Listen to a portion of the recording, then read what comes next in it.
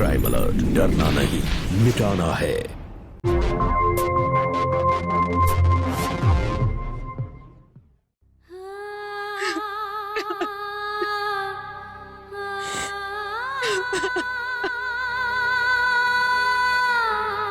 मैं चाहता हूं कि तुम मर जा। जा मर जा।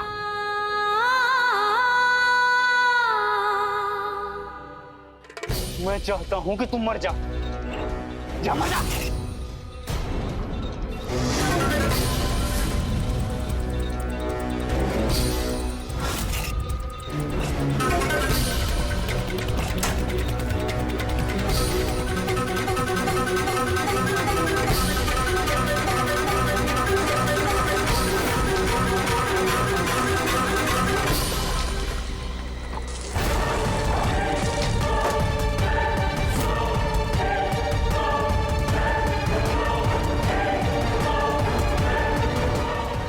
रुक जाइए। ये क्या कर रही है? खबरदार अगर मेरे पास आए तो मुझे मर जाने दो।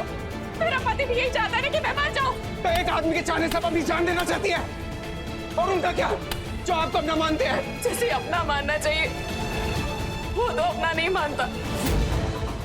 तुम्हें पता है आज हमारी शादी की सालगिरह है और मैंने इतने प्यार से सारे घर की तैयारियां की थी, लेकिन उसने मुझे आज भी मारा। तो मैं जी के क्या करूं? मैं मर नहीं जाती। नहीं नहीं,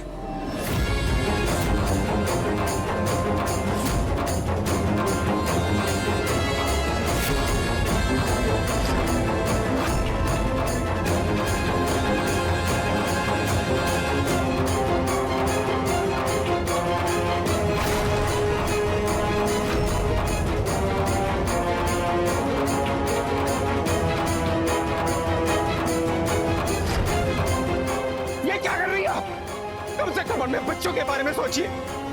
आपके जाने के बाद उनका क्या होगा?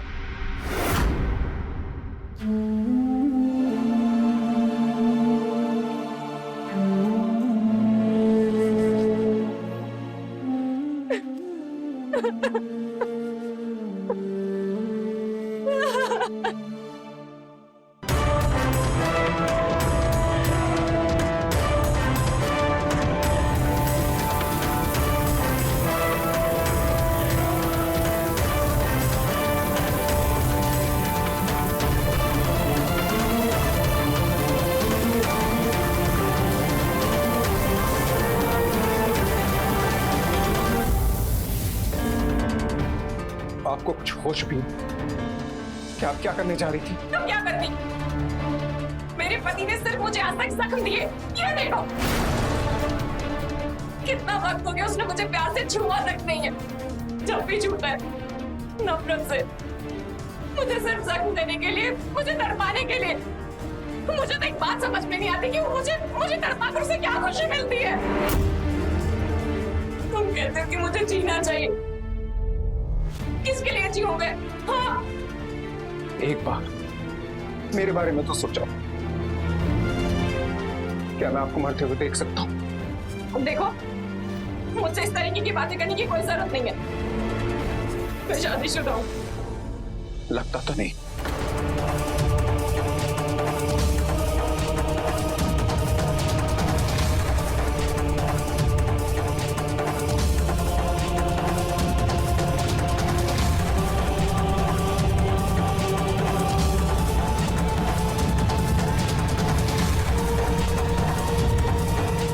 सब कुछ धुल चुका है, कुछ पानी से और कुछ तुम्हारे आंसुओं से।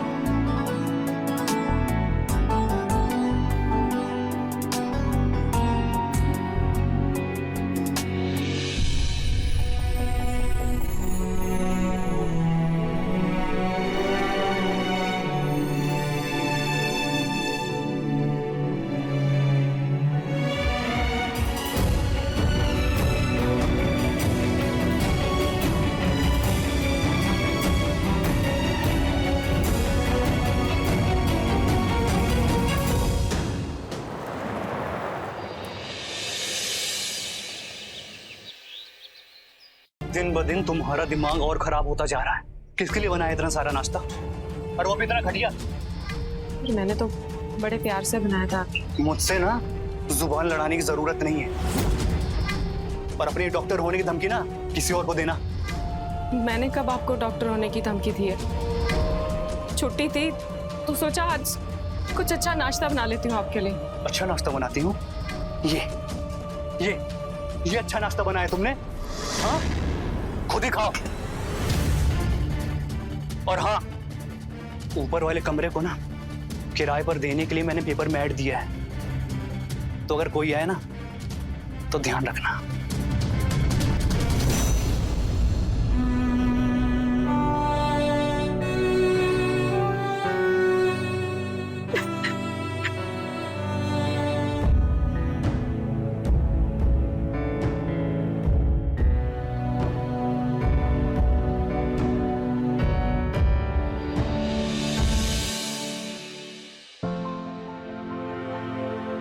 मैं आए?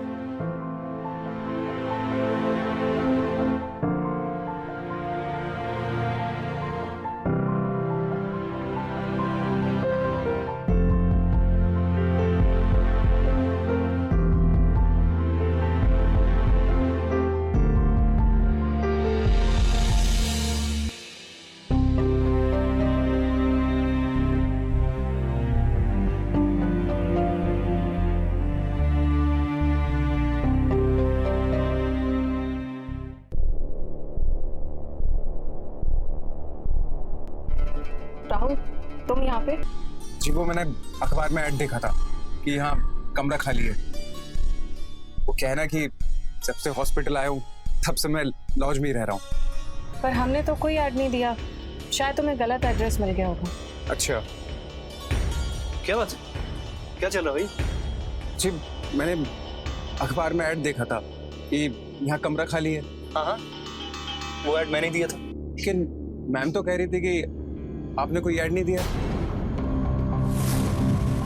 ये आती हुई लक्ष्मी की दुश्मन जो ठहरी। यार तुम्हारी बददिमागी ना दिन ब दिन बढ़ती जा रही है। अब आइए मेरे साथ।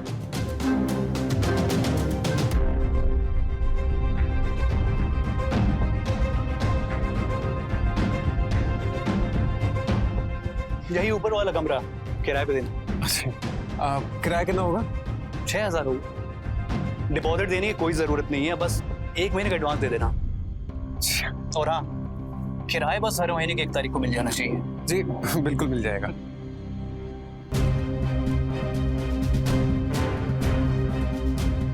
वैसे जिस हॉस्पिटल में डॉक्टर मैम डॉक्टर है ना, मैं भी भाई जूनियर डॉक्टर हूँ। बस अभी पोस्टिंग हुई है। अच्छा अच्छा अच्छा अच्छा अच्छा, ये तो और भी अच्छी बात है। जाओ कमरा दिखा दो ना। जी आइए।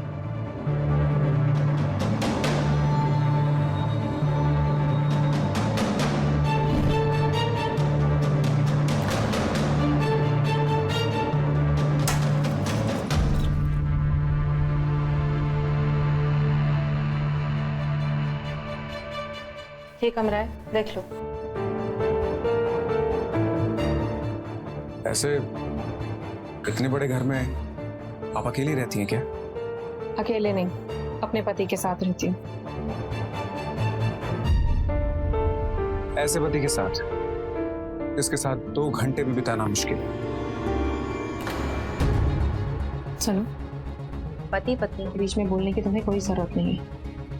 और हाँ, तुम्हारे मन में क्या चल रहा है सब समझ पा रही हूँ। कहीं तुम जानबूझकर तो नहीं आए यहाँ पर? जी नहीं, मैं तो बार बार आपसे यही कह रहा हूँ कि तकदीर का फैसला है। ऐसे एक बात कहूँ आपसे, आज आप बहुत खूबसूरत लग रही हैं। अगर यही बातें करनी है ना तो अभी के अभी यहाँ से निकल जाओ और मुझसे दूर ही रहो। हम हॉस्पिटल में डॉक्टर्स हैं, लेकिन यहाँ पर सिर्फ अजनबी।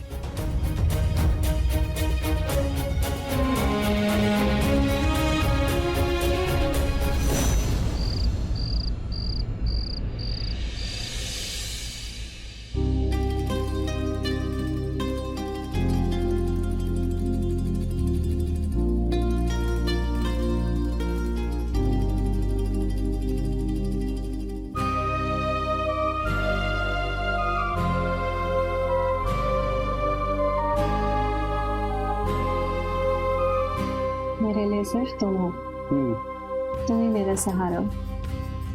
पर जब तुम नाराज होते हो ना, मुझे बिल्कुल भी अच्छा नहीं लगता। देख नहीं रही हो क्या? काम कर रहा हूँ ना मैं। जाओ सो जाओ।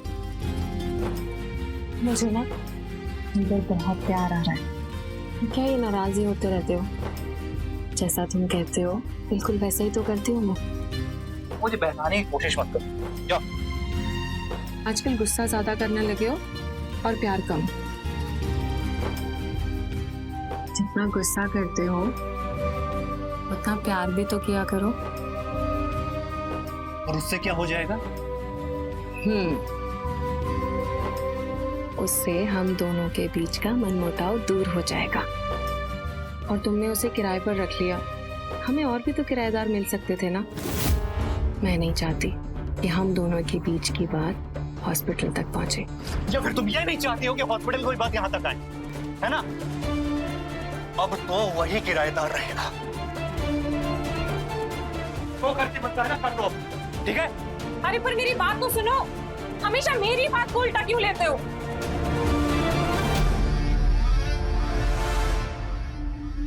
Good morning sir. Good morning. Good morning. Good morning sir. Good morning. Good morning sir. Good morning. Shivani, तुम मेरे केबिन में आना।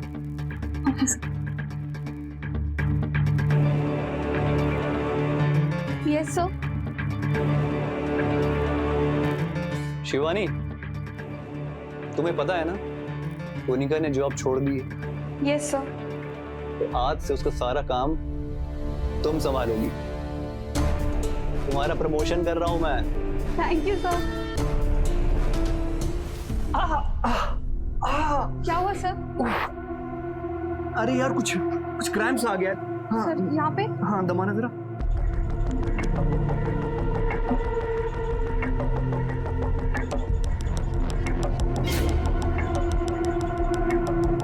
तुम्हारे हाथों में तो जादू है शिवानी।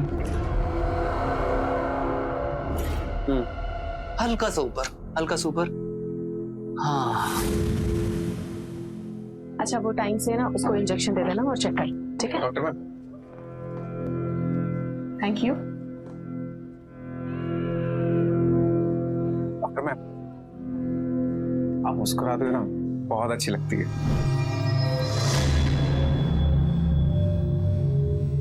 शायद इसीलिए किसी की नजर लगी है, मेरी खुशियों को भी और मेरी हंसी को भी।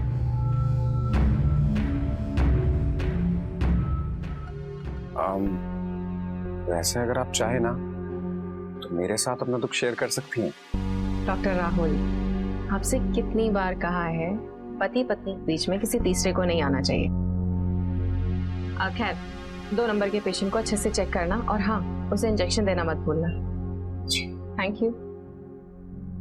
डॉक्टर मैम, मेरी ड्यूटी खत्म हो गई है, अब कुमू ड्यूटी पे रहेगी। मेरा पति लेने आया है, मैं जाती हूँ।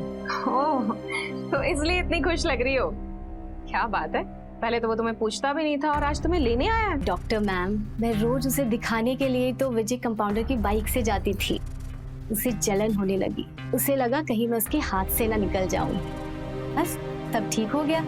अब हर रोज मुझे टाइम पे लेने आता है। मैम, वैसे ये पतियों को सुधारने का अच्छा तरीका है। मैं जाऊं मैम? हाँ, थैंक यू।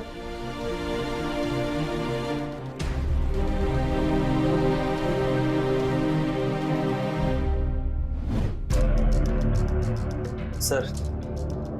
ओह शौकत, आ गए तुम? सर, आपकी कंपनी का सिक्योरिटी हेड हूं। आप कोई भी काम देंगे तो उसे अधूरा कैसे छोड़ सकता हूं? ये देखिए सर,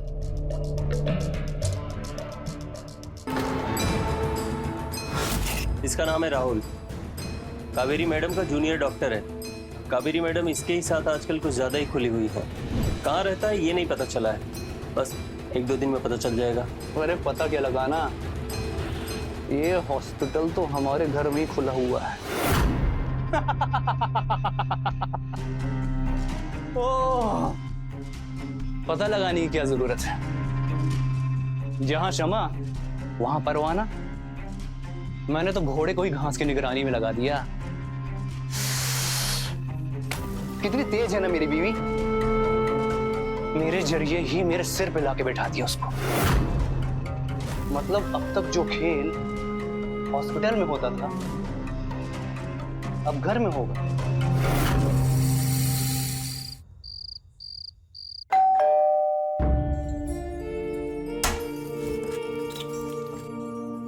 आगे तो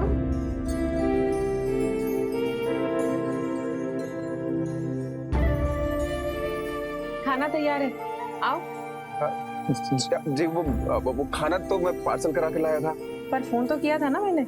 हाँ, लेकिन आपने खाने के बारे में तो खैर कुछ... छोड़ो, चलो आओ।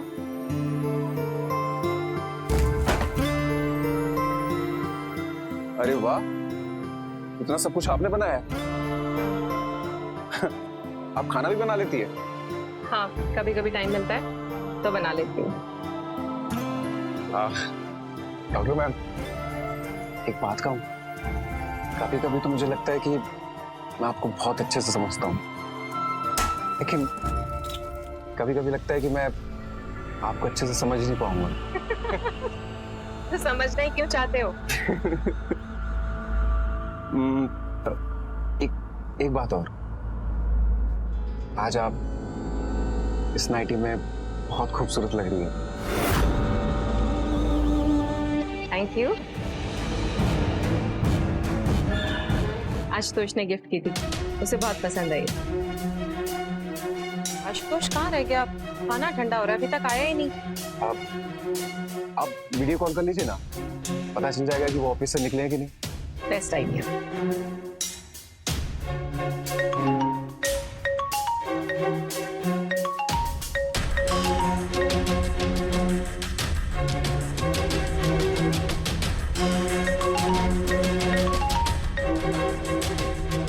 ऐसे काट दिया।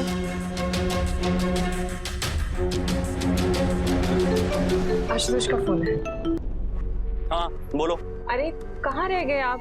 खाना ठंडा हो रहा है, कितनी देर लगा दी? मैं आज नहीं आ पाऊंगा, मुझे कुछ काम। जब भी कुछ जरूरी होता है तो मैं हमेशा कोई ना कोई काम आ जाता है। वैसे याद तो होगा ना कि कल हमारी शादी की सालगिरह है, क्या वो भी भूल गए हो? हाँ हाँ याद है, पर तुम्हें तो सारी तैयारी अपने हिसाब से करनी है। अब देखता हूँ मैं, कल सुबह नहीं तो फिर कल शाम तक आ जाऊंगा।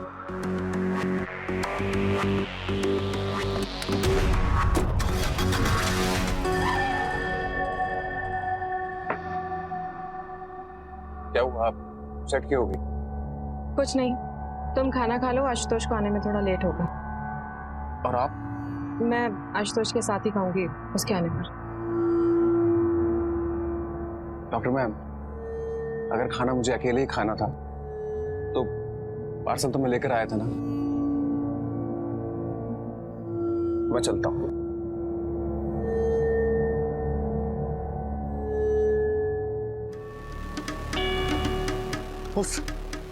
उस राहुल को घर में रखकर मैंने कावेरी के लिए घर में सारे रास्ते खोल दिए। तो मैं घर जाऊं या ना जाऊं, वो है ना उसका दिल बहलाने के लिए। कसम से बता रहा हूं, आज जिस तरह कावेरी को देख के आ रहा हूं ना, मन कर रहा है उसको जाके गोली मार दूं। अरे गोली मारनी है तो राहुल को मारिए ना, जो आपके इस हालात का जिम्मेदार है। अरे कावेरी मैडम को बहला फुसला कर वही तो इस रास्ते पर ले आया है। वैसे ऐसे काम को अंजाम देने के लिए हमारे पास कुछ लोग हैं, अगर आप चाहो तो।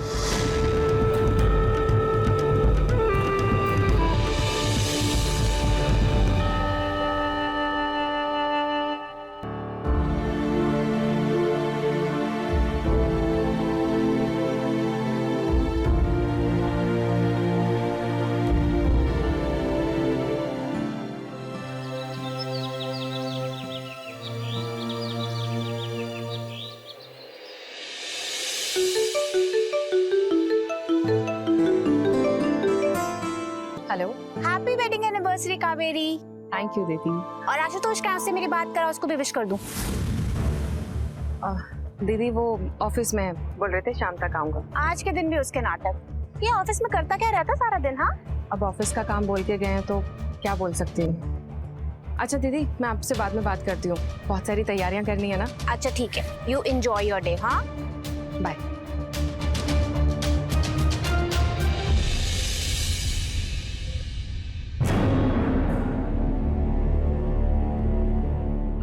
आ गए तुम। क्या बात, घर तो बड़ा अच्छा सजा रखा है तुमने। बहुत देर लगा दी। मैंने सोचा था जब तुम आओगे तो हम कहीं बाहर चलेंगे घूमने के लिए। बाहर जाने की जरूरत क्या है, अब तो सब कुछ घर में ही है ना? कहाँ है वो राहुल, डॉक्टर राहुल? दिखाई नहीं दे रहा है। हॉस्पिटल में होगा। ओ, मुझे लगा आज तुम्हारी सालगिरह है तो तुमने उसको छुट्टी दिला दी होगी ना। तुम्हारी सालगिरह? हमारी शादी की सालगिरह। खैर ये सब छोड़ो, अब ऑफिस में ऐसा भी क्या काम था कि कहकर तुम आ ही नहीं पाए? मुझे तुम्हें हिसाब देने की जरूरत नहीं। मैं कल भी वहीं था और आज भी वहीं जा रहा हूं। ऑफिस में ऐसा क्या काम करते हो हाँ, क्या वहां पर दूसरा घर बसा लिया?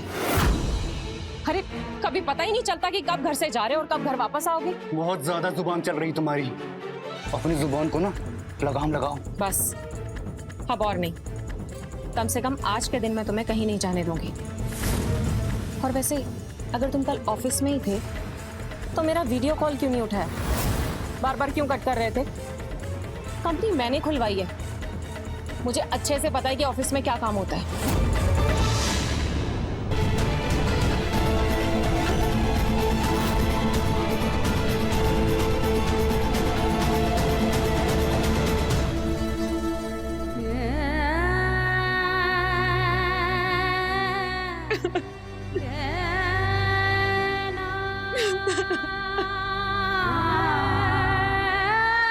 मैं चाहता हूं कि तुम मर जा। मर जा।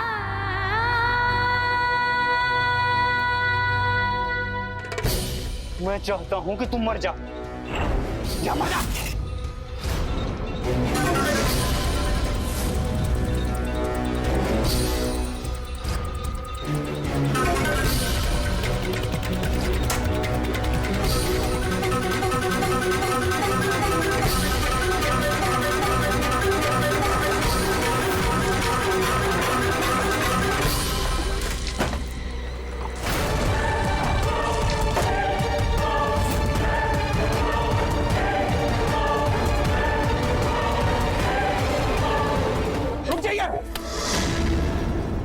ये क्या कर रही है?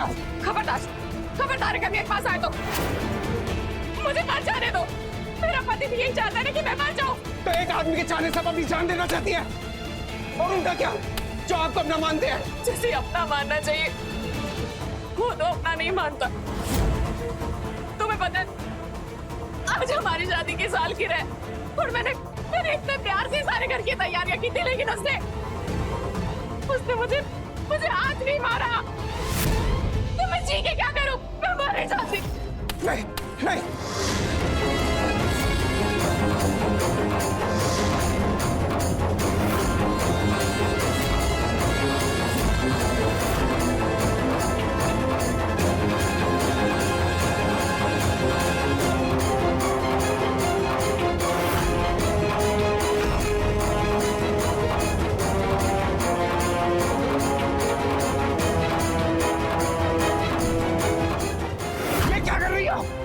कम से कम अपने बच्चों के बारे में सोचिए। आपके जाने के बाद उनका क्या होगा?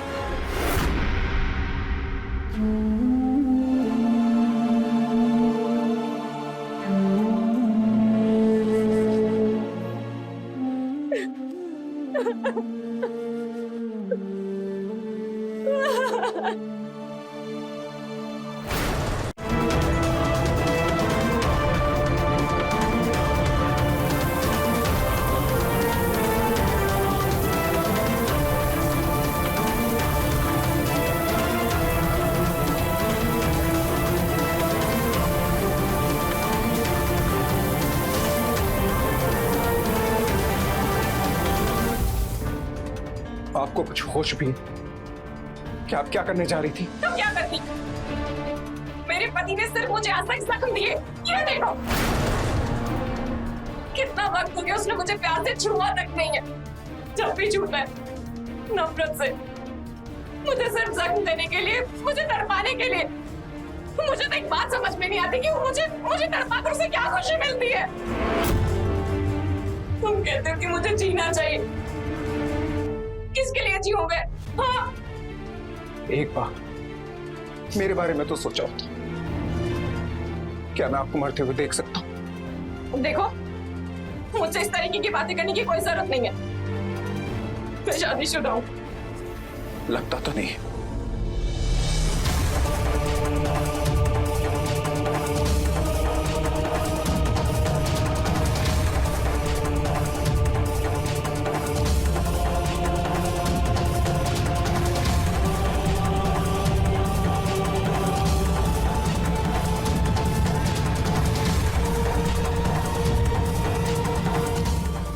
सब कुछ धुल चुका है, कुछ पानी से और कुछ तुम्हारे आंसुओं से।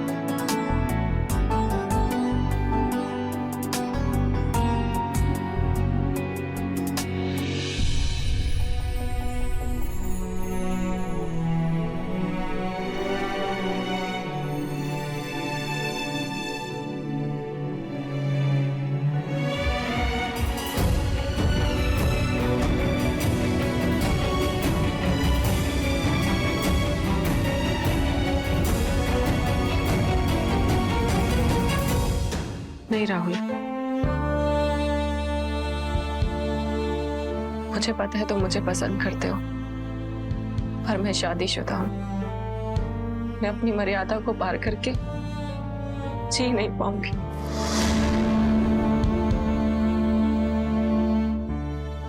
दूसरों को जीवन देने वाली डॉक्टर कावेरी शक की वजह से खुद अपनी गृहस्थी नहीं बचा पा रही थी। नमस्कार, मैं हूं अमित पचौरी और आप देख रहे हैं क्राइम अलर्ट। खुदकुशी एक क्षणिक जुनून है, जबकि कत्ल करने वाला बड़े सोच समझ के प्लानिंग के साथ अपने जुर्म को अंजाम देता है।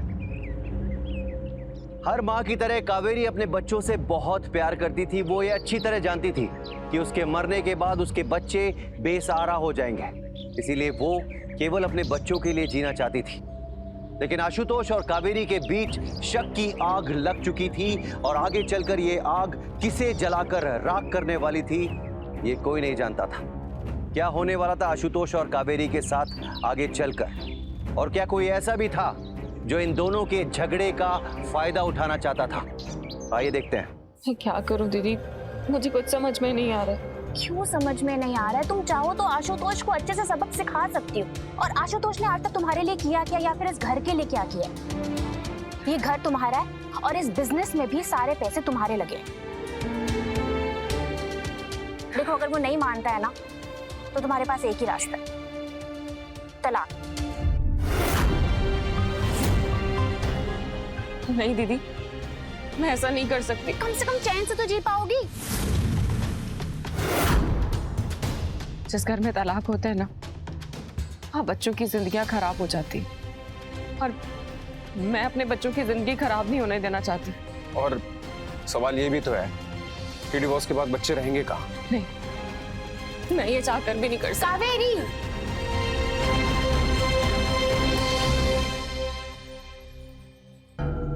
आखिर कावेरी ने दिखा दिए ना अपने रंग ढंग, अब झेलो उसे। मेरे भाई हो इसलिए समझा रहा हूं, डाइवोर्स के बारे में तो भूल के भी मत सोचना, वरना तुम्हारी हालत वैसी हो जाएगी, धोबी का कुत्ता, ना घर का ना घाट का। वो घर, ये कंपनी सब कावेरी के नाम पे है, और कोर्ट में वो ये साबित भी कर सकती है। भाई मैं तो उसी के साथ जीना चाहता था, लेकिन उसके साथ अब जीना ना घुट घुट के मरने वाली बात हो गई। राहुल नाम है ना उसका, उसे कावेरी की जिंदगी से दूर कर दो, बस यही रास्ता बचा है हमारे पास। Doctor ma'am, doctor ma'am, doctor ma'am,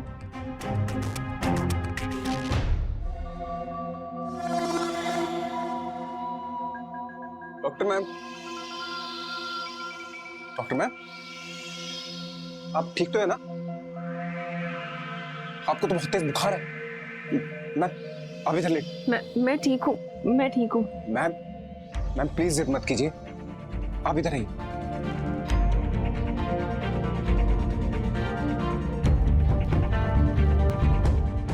मैं आपके लिए पट्टी लेकर आता हूं।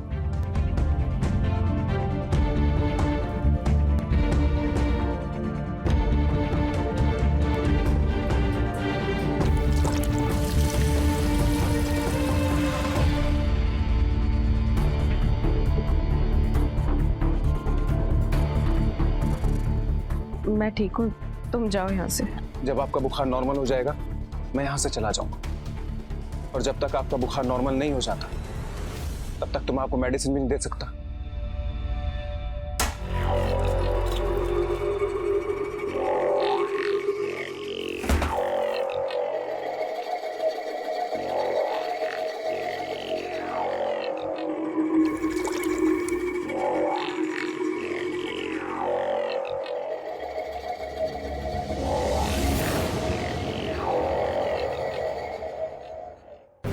क्या बात है,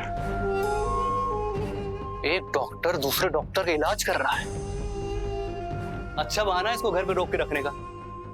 देखो तुम्हारा बुखार तो इतना ज्यादा भी नहीं है कि दवाई से ठीक ना हो। चल क्या रहा है ये सब? देखो तुम जैसा सोच रहे हो वैसा कुछ भी नहीं है। मुझसे मन नहीं भरा तब इसे फंसा लिया।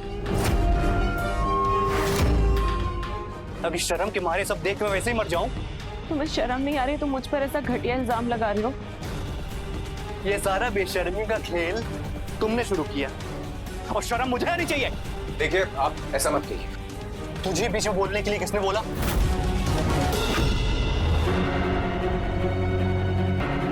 इन सब की वजह ना सिर्फ तुम हो। सिर्फ तुम बीमार है वो। तुझे बड़ी तकलीफ हो रही है। अब मैं तुझे दिखाता हूं कि इसका इलाज कैसे करते हैं।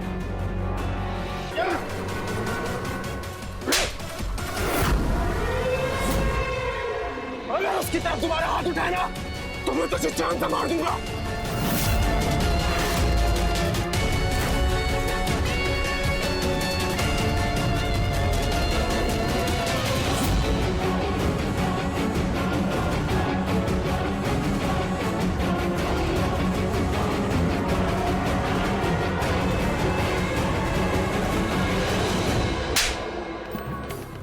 तुम्हारी हिम्मत कैसे हुई मेरे पति पर हाथ उठाने की? हाँ, हक किसने दिया तुमको हमारे बीच में बोलने का? अभी के अभी मेरा घर खाली करके निकलो यहाँ से। मैंने कहा निकलो यहाँ से।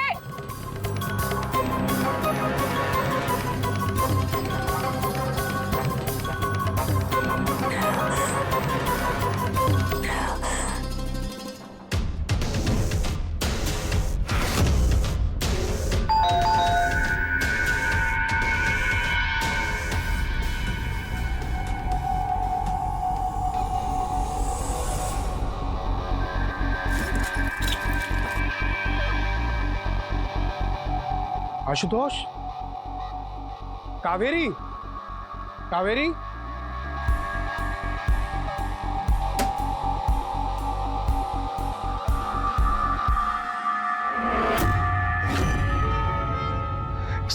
आत्महत्या कर ली। रिश्तों का एक सच ये भी है कि अगर एक बार रिश्ते बिगड़ जाएं तो फिर बिगड़ते ही रहते हैं। आशुतोष और कावेरी आत्मनिर्भर होने के साथ साथ पढ़े लिखे भी थे। जीवन का हर फैसला लेने में ये सक्षम थे, लेकिन अफसोस रिश्ते की सच्चाई को ये लोग समझ नहीं सके। ये वही आशुतोष कावेरी हैं जिन्होंने प्यार में आकर अपने घर वालों के खिलाफ जाकर कोर्ट मैरिज की थी, लेकिन अब हालात इतने बदल चुके थे कि इन दोनों में से एक को अपने प्यार की कीमत अपनी जान देकर चुकानी पड़ी। क्या वाकई में ये एक खुदकुशी थी या फिर एक हत्या? और अगर ये हत्या थी तो हत्या करने वाला कौन था, या फिर किसने इस खुदकुशी के लिए उसे मजबूर किया था? और सबसे बड़ा सवाल तो ये है कि मरने वाला कौन था, आशुतोष या कावेरी? आइए देखते हैं।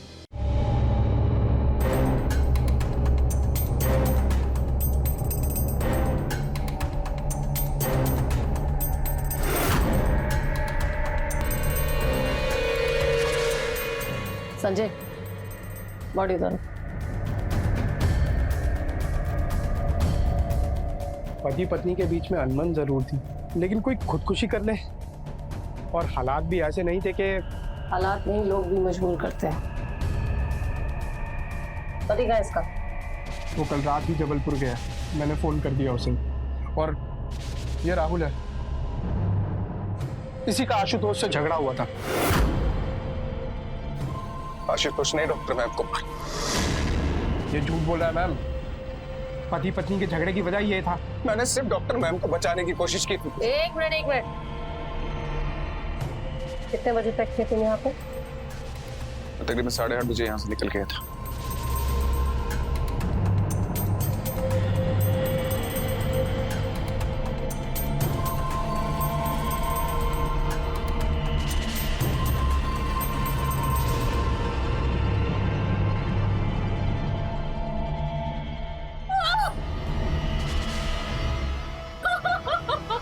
ये नहीं हो सकता, ये नहीं हो सकता। कावेरी अपनी खुदकुशी नहीं कर सकते। कौन है आप? मैं कावेरी की बड़ी बहन है।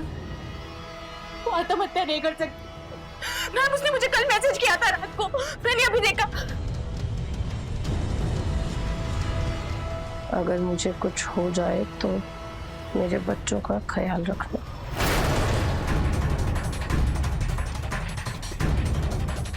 कावेरी ने ये तो कहा कि उसकी जान को खतरा है, लेकिन किससे?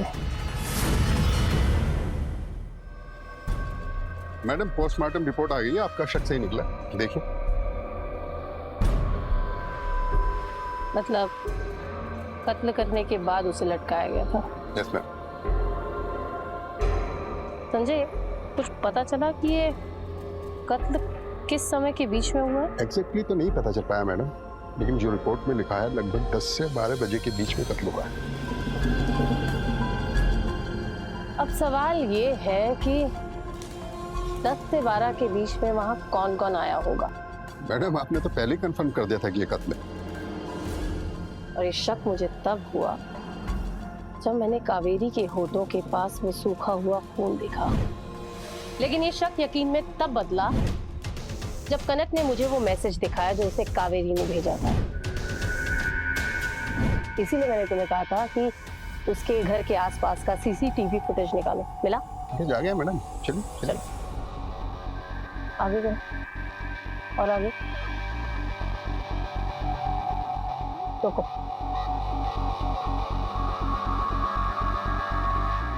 ये राहुल ने तो कहा था कि वो 8:30 बजे वहां से चला गया था। लेकिन मैडम, वो रहता तो उसी घर में था। गया था। फुटेज आगे दिखाओ।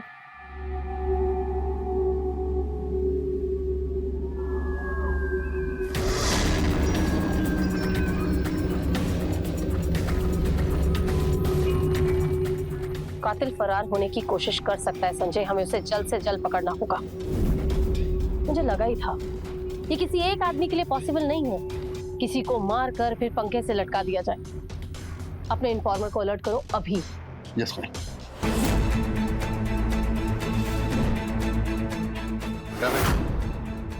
बहुत जल्दी में क्या हुआ सर? चला जा, समझाते। सर पर मैंने किया क्या है? अरे आना, चलना। अरे मैंने किया क्या है सर? मैंने किया।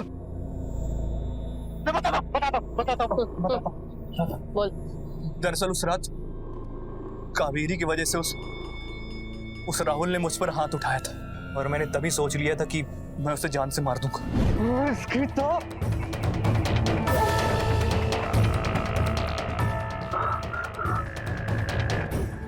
तुमने कहा था ना तुम्हारे पास कुछ लोग हैं, मुझे अब उससे छुटकारा चाहिए।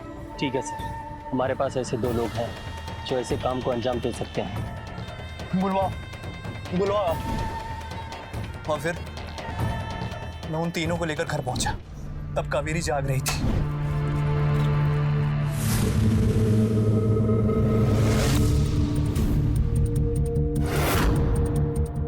देख क्या रही हो? दोस्त है मेरे। जाओ पानी लेके आओ।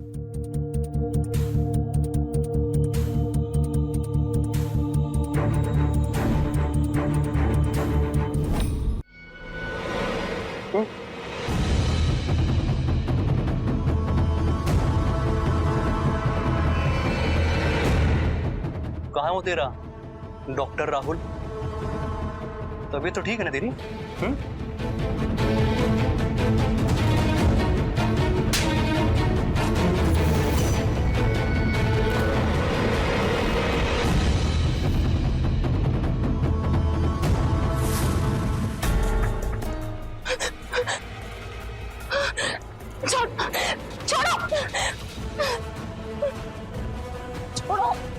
छोड़ो मुझे।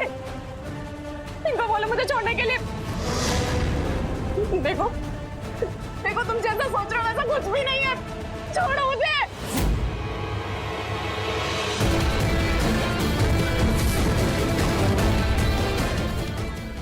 क्या करने वाले हो? आज मैं तुझे हमेशा के लिए छोड़ने वाला हूं।